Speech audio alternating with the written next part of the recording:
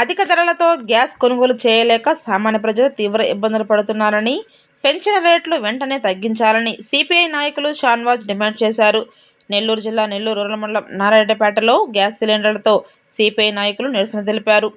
బ్లాక్లో సిలిండర్లు జోరుగా విక్రయిస్తున్నారని, వంటింటికి గ్యాస్ అందని ద్రాక్షలా మారిందని ఎద్దేవా చేశారు. దాని గురించి చేయడం సరైన పద్ధతి కాదు.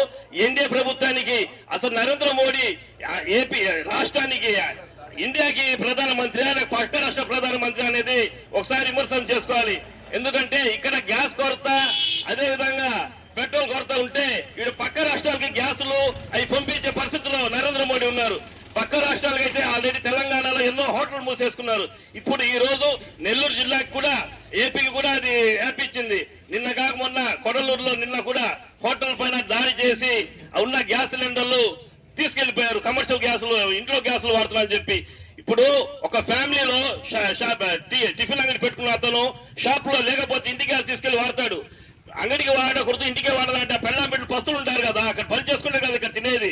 వాళ్ళ కమర్షియల్ గ్యాస్ కూడా ఇబ్బంది పట్టే విధంగా చేస్తున్నారు. దాన్ని కూడా అందించినట్టు చేయాలా. అది కాకుండా ఏదేదో అమరావతి గురించి అసలు పనికిరాని చెత్త గురించి మాట్లాడుతూ ప్రజాధనాన్ని వేస్ట్ చేస్తున్నారు. ఇది సరైన పద్ధతి కాదు. గ్యాస్ సిలిండర్లు ప్రజలకు అందుబాటులో వచ్చేదాకా కమ్యూనిస్ట్ పార్టీ తరఫున మేము నిరసనలు తెలియజేస్తాం.